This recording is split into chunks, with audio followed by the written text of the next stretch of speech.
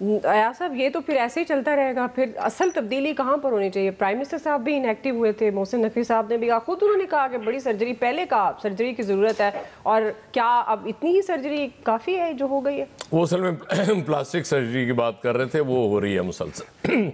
मैं आपको बताऊं दुआ रौला क्या है, ये गड़बड़ कहाँ से शुरू हुई।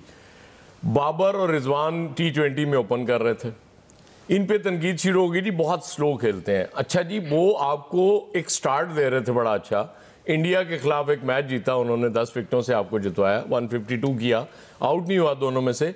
आपको हार्ड हिटर्स की नीचे तैयार करने की ज़रूरत थी कि वहाँ लेके आते और फिर वक्त के साथ इनको वहाँ से खिला के इनका कॉन्फिडेंस बरकरार रखते हुए, जैसे साइम अयूब आ गया था, उसको लेके आते और उस पर। अच्छा, साइम अयूब एक ऐसी मिसाल है रिसेंट पास्ट में कि 15 से 20 मैचों में वो लड़का फ्लॉप हुआ, लेकिन उसको मुसलसल चांस दिए गए, आज वो आपको नजर आता है वो साइम अयूब है।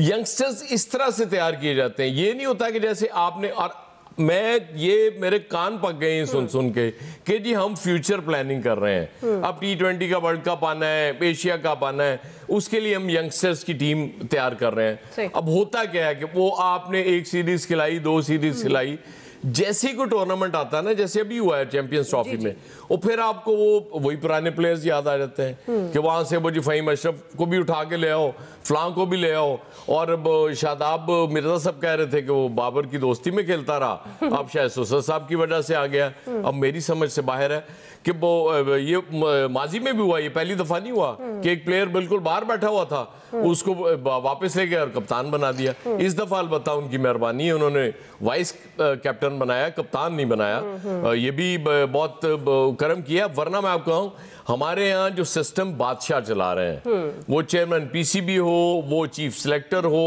वो कोच हो, और आपको पता है ना जो बादशाह होता है ना, वो यूनान का एक बादशाह था, उसने एक घोड़े को सेनेटर बना दिया था और उसके लिए संगे मरमर का अस्तबल भी तैयार करा दिया, मुलाजमीन भी थे।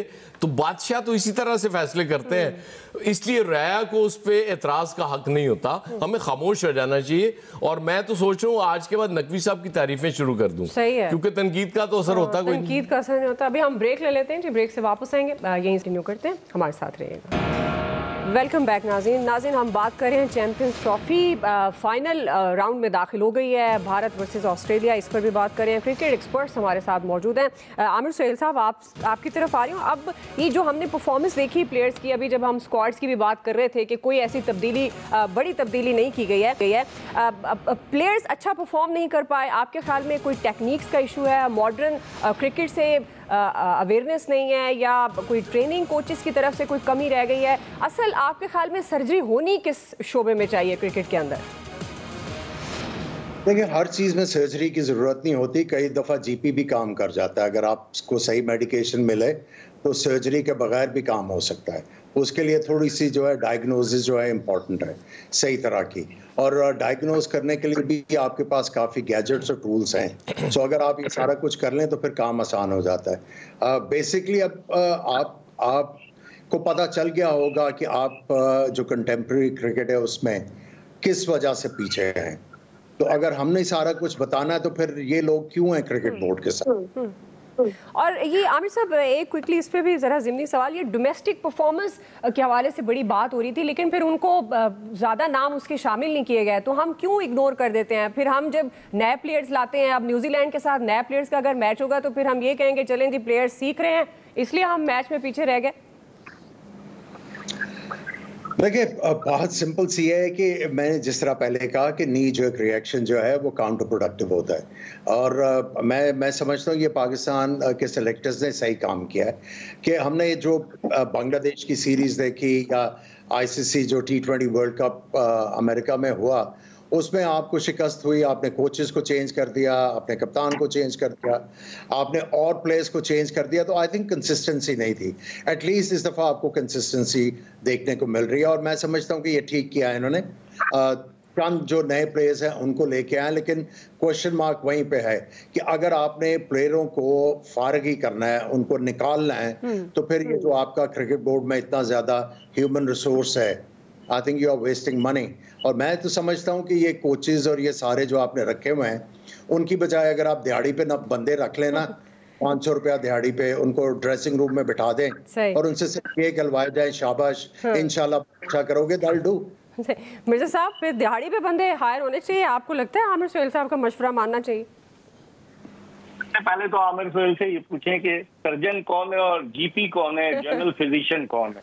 और दूसरे सलीम खालिद भी ये कह रहे थे कि सर्जरी होनी चाहिए, तो सलीम से भी पूछें कि फिर सर्जन कौन है। और जो अयाज साहब कह रहे थे कि बादशाह, तो बादशाह घर कौन है। इन सबसे ये मेरे सवालात है, इसके जवाब दें। और दूसरी जानिब जिस तरह जाहिद मकसूद ने कहा, बिल्कुल सही कहा कि उसकी परफॉर्मेंस नहीं थी सलमान अली आगा की, ये प्लानिंग के साथ लेकर आए शादाब खान को वाइस कैप्टन बनाकर। इनकी प्लानिंग यही, अभी तो चूंकि शोर मच गया इसकी वजह से वो कप्तान नहीं बना, वरना इनका पूरा इरादा था। सलमान अली आगा ने 3 वनडे खेले थे जिम्बाब्वे में, 2-1 हम जीते थे, लेकिन उनकी परफॉर्मेंस अच्छी नहीं रही थी। लेकिन अब इन्होंने एक और नया गेम किया कि सलमान अली आगा को बरकरार रखो ताकि हम आमिर सुहेल सब कहें कि हाँ बड़ा अच्छा काम किया, और बाद में ये बारीक काम कर देंगे जब शादाब खान जो है वो वाइस कैप्टन से कैप्टन के ओहदे पर प्रमोट हो जाएंगे। तो ये पाकिस्तान क्रिकेट का अलमिया है कि हम लोगों को दिखाते कुछ है, करते कुछ है। और सर्जरी होगी, कोई सर्जरी नहीं हुई। हसन अली तो कहता था कि इक्विपमेंट नहीं है सर्जरी का। बहुत सारी चीजें पाकिस्तान क्रिकेट में, दोस्ती, यारी, ताल्लुकात, ये गिमिक, जब हम हारते हैं तो लोगों का गुस्सा। फिर एक शायकीन क्रिकेट को मैसेज दे देना कि यहाँ तो फिर रिश्तेदारियां, ताल्लुकात, सियासत, ये सब चल रहा है ना, तो बेचारे जिनको क्रिकेट से बड़ा प्यार है, जो बैठे आंसू बहा रहे होते हैं परफॉर्मेंस, बुरी परफॉर्मेंस में, वो क्या करें, कहाँ जाएं मिर्जा साहब? दुआ गरीब का लड़का जो है ना, वो बेचारा नहीं क्रिकेट खेल पाता, जिसकी सिफारिश नहीं है, जो धूप पे अपने कंधे पे किट बैग लटका के मोटरसाइकिल पे बसों में जाता है। सिर्फ एलीट लोग जिनकी जान पहचान है, जिनकी लॉबीज है, वो पाकिस्तान क्रिकेट में डोमिनेट कर रहे हैं। ये अलमिया है शायकीन क्रिकेट, बस सब्र करें और इन्ना लिल्लाहि व इन्ना इलैहि राजिऊन पढ़ लिया करें। चलें जी, ये आपने बहुत बड़ी बात कर दी है। ब्रेक बनती है, क्विकली ब्रेक से वापस आते हैं, इसे कंटिन्यू करेंगे।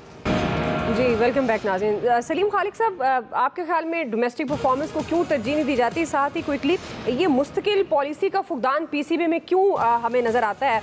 ऐसे लगता है सारा सिस्टम एड हॉक पे चल रहा है। आपके ख्याल में जो हम पहले भी आप बात कर रहे थे, क्या आपको लगता है कि ये फिर जो सर्जरी है ये सारे शोबे में ही बहुत ज़रूरी है, जिसका आपने जिक्र भी किया, लेकिन सबसे ज़्यादा आपको क्या लगता है? क्योंकि हम तो देखते हैं जो अच्छा परफॉर्म नहीं करता, खैर सियासत हो, क्रिकेट हो, रिज़ाइन कर जाता है, लेकिन अनफॉर्चुनेटली हमारे यहाँ ऐसा नहीं होता। सलीम खालिक साहब, हमारे यहाँ शायकीन को रिजाइन कर देना चाहिए क्योंकि बेचारे वही हर सीरीज के बाद आस लगा, मैं वही तो कह रही थी मिर्जा साहब से, फिर वो क्या करें बेचारे? हाँ, क्योंकि होता ये है कि कोई जिम्मेदारी कबूल नहीं करता, तो हम जो शायकीन है वही जिम्मेदारी कबूल कर देते हैं। हमारी गलती है कि हम 6-6 घंटे बैठ के, 8-8 घंटे बैठ के मैच देखते हैं। ये मिर्जा साहब अभी कह रहे थे कि सर्जन कौन होना चाहिए, तो होता ये है कि बड़ी अच्छी बात उन्होंने कही कि जिस तरह असल जिंदगी में है ना कि हमारे ब्रेन ड्रेन होता है, बहुत सारे अच्छे डॉक्टर वगैरह है।